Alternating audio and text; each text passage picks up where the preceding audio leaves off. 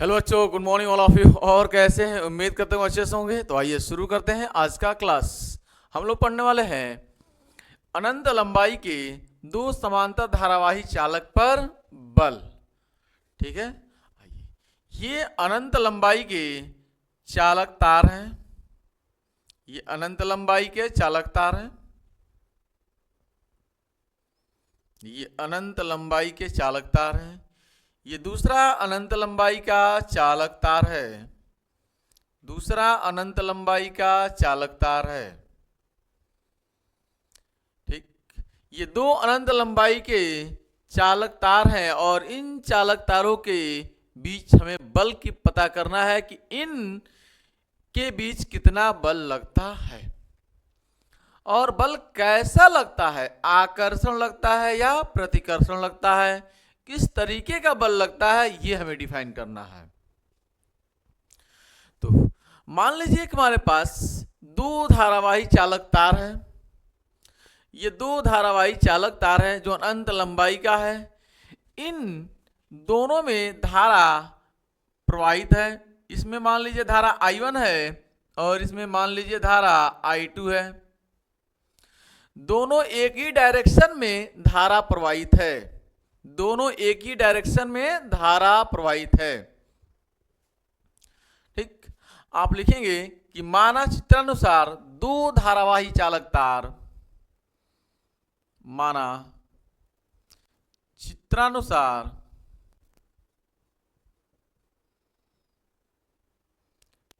दो समांतर धारावाही चालक में I1 व I2 एम्पियर की धारा प्रवाहित हो रही है। ये एक दूसरे से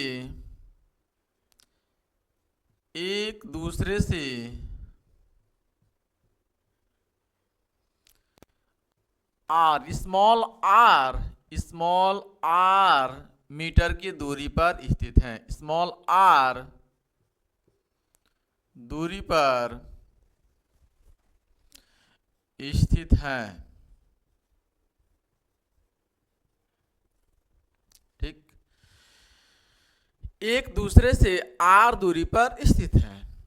सुनिए ध्यान से, यहां पर आप पढ़ चुके हैं, इससे पहले वाले लेक्चर में हमने पढ़ाया आपको है कि अनंत लंबाई का अगर कोई चालक तार है, इसके कारण किसी बिंदु पर चुंबकीय क्षेत्र की तीव्रता कितनी होती है। आप ऐसे सोचें कि ये लंबाई, अगर ये तार न रखा गया है, ये तार यहाँ पे नहीं है, मैं इस तार को मिटा दे रहा हूं कुछ देर के लिए आपको समझने के लिए। मैं इसको मिटा दिया आपको पूरा का पूरा। अब समझिए, अब मैं ये कहूंगा कि ये आर दूरी पर ये बिंदु P है। इस बिंदु P पर आप यह मान लीजिए आर दूरी पर ये कोई पॉइंट है, बिंदु P है, और इस बिंदु P पर आप चुंबकीय क्षेत्र कितना ज्ञात करेंगे। तो आप निकाल चुके हैं एम्पियर के परिपथीय नियम से। आप यहां पर चुंबकीय क्षेत्र इसके पहले लेक्चर में हमने पढ़ाया है। ठीक है, तो इस चालक तार के कारण आर दूरी पर बिंदु P पर चुंबकीय क्षेत्र की तीव्रता कितनी होती है, हमने पढ़ाया है आपको। ठीक है, मान लीजिए ये इसकी लंबाई, इसको मैं मान लूं, इसको PQ मान लूं, मैं इस चालक तार को मैं PQ मान लूं। ठीक है, तो चालक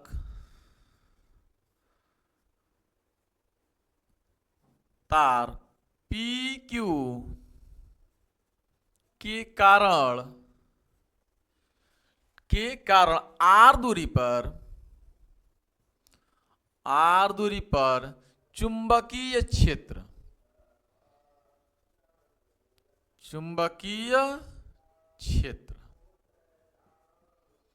B बराबर कितना हो जाएगा, चुंबकीय क्षेत्र B बराबर इसके कारण, ठीक है, इसके कारण B बराबर कितना होता है, तो mu nought upon 2 pi I upon R। ये हमने आपको पढ़ा चुका है पहले से कि अनंत लंबाई का चालक तार है, R दूरी पर बिंदु P पर चुंबकीय क्षेत्र की तीव्रता कितनी होती है, तो mu nought upon 2 pi I upon R इतनी होती है। एम्पियर के परिपथीय नियम में हमने आपको पढ़ाया है, अगर ना देखे हो तो वीडियो जाकर आप जरूर देखें। तो इस चालक तार के कारण, इस PQ के कारण इस बिंदु P पर तीव्रता, ठीक है। अब मैं इस दूसरे वाले चालक तार को वापस बना रहा हूं। मान लीजिए यह क्या है, बिंदु B1 है, इसे मैं बिंदु B1 कह रहा हूं, ठीक है। इसके कारण जो तीव्रता है, चुंबकीय क्षेत्र की तीव्रता, उसे मैं नाम दे दिया B1। अब मैं दूसरा लंबाई वापस बना रहा हूं। ये अनंत लंबाई का चालक तार है, ये अनंत लंबाई का चालक तार है, ठीक है, अनंत लंबाई का चालक तार वापस मैंने बना दिया। इसको मैं मान लू RS, ठीक है। इसको मैं मिटा दे रहा हूं बिंदु P को, ठीक। बात समझ में आ गई कि R दूरी पर इस पॉइंट पर चुंबकीय क्षेत्र की तीव्रता कितनी होती है, तो mu nought upon 2 pi I upon R होती है, ठीक। इसकी दिशा किधर होगी, इस बिंदु पर मैंने तीव्रता निकाला है, इस बिंदु पर B1 का मान यहां पे मैंने निकाला है, कितना निकाला है यहाँ पे, mu nought upon 2 pi I upon R। दिशा चेक कर लेते हैं। तो दिशा चेक करने के लिए आप दाहिने हाथ निकालेंगे। दाहिने हाथ अंगूठे को धारा की दिशा में, अंगूठे को धारा की दिशा में, और ये फैली हुई जो अंगुलियां हैं, इन अंगुलियों को उस बिंदु की तरफ जिधर चुंबकीय क्षेत्र की तीव्रता में ज्ञात करनी है। तो चुंबकीय क्षेत्र की तीव्रता इस बिंदु की तरफ करेंगे, इधर इधर, और धारा की दिशा में इस अंगूठे को धारा की दिशा में, ये धारा की दिशा है, ये आपके पास धारा की दिशा है, ये धारा की दिशा है, और इस बिंदु पर हमें चुंबकीय क्षेत्र निकाले हैं। तो चुंबकीय क्षेत्र की दिशा किधर होगी, इस बिंदु पर पता कर लेते हैं। तो इस बिंदु की तरफ इस अंगुलियों को ले जाएंगे, और धारा की दिशा में इस अंगूठे को ले जाएंगे। इन अंगुलियों को चुंबकीय क्षेत्र की तरफ करेंगे, और अंगूठे को तो चुंबकीय क्षेत्र अंदर की तरफ बताएगा। यह धक्का देने की दिशा में चुंबकीय क्षेत्र किधर लगेगा, अंदर की तरफ। ये धारा की दिशा में, ये धारा की दिशा में, ये अंगुलियां उस बिंदु की तरफ, तो धक्का देने की दिशा अंदर है, इसलिए यहाँ पे चुंबकीय क्षेत्र जो होगा वह क्या होगा, अंदर होगा। यानी अंदर क्या होगा, क्रॉस होगा, अंदर होगा, ठीक है। अंदर कितना होगा, तो mu nought upon 2 pi I upon R होगा। बात समझ में आ गई। अब सोचिए, जैसे ही आप यहां पे चालक तार को लाकर रखेंगे, तो इस चालक तार पर भी बल लगेगा, इस चालक तार पर बल लगेगा। बात समझ में आ रही है, इस चालक तार पर बल लगेगा। आपको हमने पढ़ाया है कि एक समान चुंबकीय क्षेत्र में अगर आप किसी धारावाही चालक तार को लाकर रखते हैं, तो इस चालक तार पर क्या लगेगा, बल लगेगा, इस चालक तार पर बल लगेगा। और बल हमने पढ़ाया है आपको, F बराबर कितना, I BL साइन थीटा। ये हमने बल आपको पढ़ा रखा है, याद है, जस्ट स्टेप पहले वाले वीडियो में हमने पढ़ाया। ये IBL साइन थीटा, इतना बल लगता है। तो यह इस धारावाही चालक तार को मैं लाकर यहां पे रखा हूं। ये चुंबकीय क्षेत्र उत्पन्न किया है चारों तरफ, ये चालक तार चुंबकीय क्षेत्र उत्पन्न किया हुआ है चारों तरफ। और यहां पे कितना उत्पन्न किया हुआ, इतना उत्पन्न किया हुआ है। और जैसे ही मैंने एक चालक तार लाकर यहां पे रख दिया दूसरा, तो इस चालक तार पर बल लगेगा। यानी चुंबकीय क्षेत्र में जैसे लाकर मैंने रखा, तो इस पर बल लगेगा। बल कितना लगता है, IBL साइन थीटा, ठीक है, IBL साइन थीटा। तो लिखेंगे चालक तार RS पर चुंबकीय बल, चालक तार RS पर चुंबकीय बल, चुंबकीय बल, बल कितना लगा, F बराबर कितना लगेगा, आई बी एल साइन थीटा। ठीक है, इसमें I1 धारा, इसमें I2 धारा मैंने लिखा था। बल कितना लगेगा, तो आई का मतलब कौन सा आई, I1 या I2। तो बल इसको लग रहा, इसको मैं रखा यहां पे, तो इस पर बल लग रहा है, तो इसमें जो धारा बह रही है उसको लेंगे हम, धारा कौन सा, I2। तो ये हो जाएगा I2। और यहां पर चुंबकीय क्षेत्र उत्पन्न हुआ है कितना, B1। ठीक है, तो यहां पे हो जाएगा ये B1। और मान लीजिए इसकी प्रति एकांक लंबाई कितनी है, L है। इसकी लंबाई कितनी है, L है, मान लिया जाए, कुछ देर के लिए मान लेते हैं इसकी लंबाई कितनी है, L है। तो ये हो जाएगा L साइन थीटा। ठीक है, I2 B1 L sine theta. बात समझ में आ रही है। अब देखिएगा यहां पर थीटा क्या है, थीटा है एंगल किसके किसके बीच, तो L और B के बीच। वैसे तो I और B के बीच ये है, लेकिन I एक अदिश राशि है, इसलिए हम L को देखते हैं। तो L और B के बीच, ठीक है, I का मतलब धारा, तो ये धारा ऊपर की तरफ है, आप I देख लीजिए चाहे L देखिए, दोनों सेम वैल्यू देते हैं, दोनों सेम वैल्यू देते हैं। तो देखिए धारा ऊपर की तरफ है, धारा ऊपर की तरफ है, और चुंबकीय क्षेत्र अंदर की तरफ है। धारा ऊपर की तरफ है और चुंबकीय क्षेत्र अंदर की तरफ है, यानी चुंबकीय क्षेत्र का डायरेक्शन ऐसे है और धारा ऊपर की तरफ जा रही है, चुंबकीय क्षेत्र ऐसे है। तो एंगल कितना बनेगा, एंगल कितना बनेगा, एंगल बनेगा कितना, 90 अंश। एंगल कितना बनेगा, 90 अंश। तो थीटा की वैल्यू कितनी हो जाएगी यहाँ पे, 90 अंश। तो रखते हैं वैल्यू, F बराबर I2 B1 कितना है, mu naught upon 2 pi I, ये I1 है, I1 अपॉन R, ये V1 की वैल्यू मैंने रख दिया यहाँ पे L, और साइन 90। और पता है आपको साइन 90 की वैल्यू कितनी होती है, 1 होती है। साइन 90 की वैल्यू कितनी होती है, साइन 90 की वैल्यू होती है 1। तो आप 1 रखें तो F बराबर हो जाएगा आपके पास I1 I2, एक पास रख रहा हूं मैं, I1 I2, ठीक है, म्यू नॉट अपॉन 2 पाई, म्यू नॉट अपॉन 2 पाई, म्यू नॉट अपॉन में 2 पाई L इंटू में साइन 90 की वैल्यू 1। अब L को मैं F के नीचे अगर रख दूं तो F अपॉन L हो जाएगा म्यू नॉट अपॉन 2 पाई I1 I1 इंटू I2। ये रहा प्रति एकांक लंबाई में लगने वाला बल।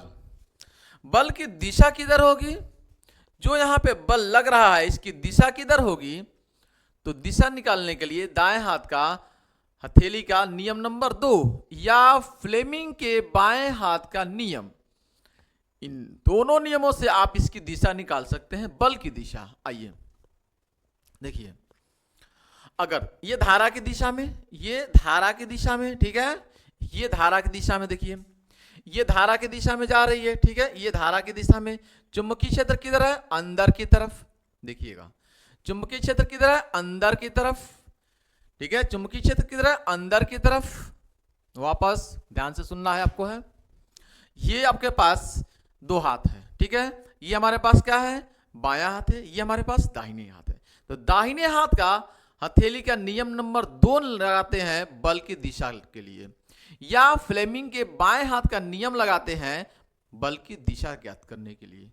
पहले दाहिने हाथ की हथेली का नियम नंबर 2 हम बात करेंगे बल की दिशा निकालने के लिए। अंगूठे को धारा की दिशा में करेंगे, इन अंगुलियों को चुंबकीय क्षेत्र की दिशा में करेंगे, तो ये धक्का देने की दिशा बताएगी बल की दिशा किधर है। आइए, विद्युत क्षेत्र किधर है, यहाँ पे चुंबकीय क्षेत्र किधर है, अंदर की तरफ है। चुंबकीय क्षेत्र किधर है, अंदर की तरफ है, और धारा ऊपर की तरफ है। तो बल किधर लगेगा, बल इधर लगेगा, बल इधर लगेगा, बल इधर लगेगा, ठीक है।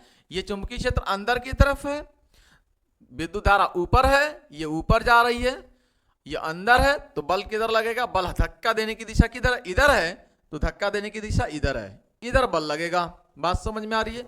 बल इस डायरेक्शन में लग रहा है, यानी बल इस डायरेक्शन में लगेगा, बल इधर लगेगा, ठीक है, एफ। बात समझ में आ गई? चुंबकीय क्षेत्र की दिशा ज्ञात करने के लिए दाहिने हाथ के हथेली का नियम नंबर 1 लगाते हैं। अब बल की दिशा ज्ञात करने के लिए दाहिने हाथ की हथेली का नियम नंबर 2 लगाते हैं, या फ्लेमिंग के बाएं हाथ का नियम लगाते हैं। अब ये बताइए, इसके कारण भी तो यहां पे चुंबकीय क्षेत्र उत्पन्न होगा, क्योंकि इसमें भी धारा बह रही है, इसमें भी धारा बह रही है, तो इसमें धारा बह रही है, तो इसके कारण भी यहां पे चुंबकीय क्षेत्र उत्पन्न होगा। ठीक, तो चुंबकीय क्षेत्र उत्पन्न होगा, तो ये धारावाही चालक तार है, तो इस पर भी बल लगेगा, तो इस पर बल किधर लगेगा, इसको भी ज्ञात कर लेते हैं। आइए, अगर हम फ्लेमिंग के बाएं हाथ का नियम का इस्तेमाल करें तो ऐसे फैलाएंगे अंगुलियों को, ऐसे हम फैलाएंगे, ठीक है, ये धारा की दिशा में, ये चुंबकीय क्षेत्र की दिशा में, अंगूठा बल को बता देगा। वापस ये धारा की दिशा में, ये चुंबकीय क्षेत्र की दिशा में, अंगूठा बल को बता देगा। धारा की दिशा में पहले इसको मैं कर रहा हूं, धारा की दिशा में इसको मैं कर रहा हूं, ठीक है, यहां पर। लेकिन यहां पे चुंबकीय क्षेत्र है किधर, यहां पे चुंबकीय क्षेत्र है किधर, पहले ये पता कर लीजिए। तो दाहिने हाथ की हथेली का नियम नंबर 1 लगाकर आप चुंबकीय क्षेत्र की दिशा पता कर लीजिए। तो ये बताइए, ये धारा ऊपर की तरफ है, धारा ऊपर की तरफ है, ठीक है, धारा ऊपर की तरफ है, देखिएगा धारा ऊपर की तरफ चल रही है, ठीक है, और मुझे इस बिंदु पर अगर तीव्रता चाहिए, इस बिंदु पर चुंबकीय क्षेत्र चाहिए, इस बिंदु पर, तो धारा ऊपर चल रही है, धारा ऊपर चल रही है, ठीक है, और इस बिंदु पर चाहिए, इसके कारण इस बिंदु पर चुंबकीय क्षेत्र की तीव्रता चाहिए, ठीक है, इसके कारण इस बिंदु पर चुंबकीय क्षेत्र की तीव्रता चाहिए। इसमें धारा देखिए ऊपर चल रही है, तो धारा की दिशा ऊपर है, ऊपर की तरफ, इन अंगुलियों को उस बिंदु की तरफ, तो इस बिंदु पर चुंबकीय क्षेत्र किधर है, ये धक्का देने की दिशा बाहर है, ये अंगूठा धारा की दिशा में, ये बिंदु उस, ये अंगुलियां उस बिंदु की तरफ, तो धक्का देने की दिशा किधर है, बाहर है, तो यहां पे चुंबकीय क्षेत्र क्या होगा, बाहर होगा, यहां पे चुंबकीय क्षेत्र क्या होगा, बाहर होगा, ठीक है। इसके कारण यहां पर जो चुंबकीय क्षेत्र होगा वह क्या होगा, बाहर होगा, यानी डॉट होगा। बात समझ में आ रही है, डॉट होगा।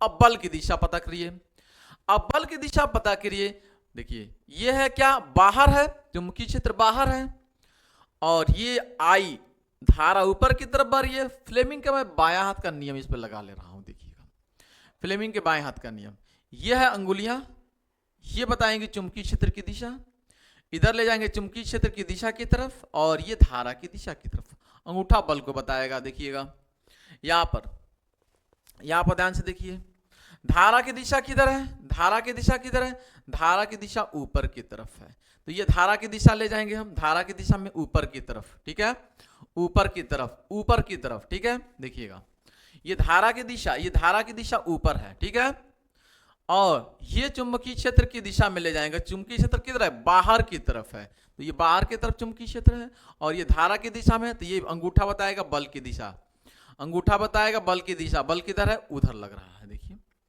देखिए ये है आपके पास धारा, ये है धारा, धारा ऊपर है, ठीक है, ये चुंबकीय क्षेत्र बाहर है, बाहर है, चुंबकीय क्षेत्र बाहर निकल रहा है, ठीक है, और तो अंगूठा क्या बताएगा, बल, बल किधर लग रहा है, उधर लग रहा है, यानी बल का डायरेक्शन क्या है, बल का डायरेक्शन इधर है। बात हुई कंफर्म। तो जब धारा एक ही दिशा में बह रही है तो ऐसे बल लग रहा है, एक दूसरे की तरफ आ रहे हैं, यानी ये दोनों बल ऐसे बल लग रहा है, एक दूसरे के पास आ रहे हैं, पास मतलब आकर्षण बल लगता है। तो जब धारा समान होती है तो आकर्षण बल लगता है, ठीक है, धारा की दिशा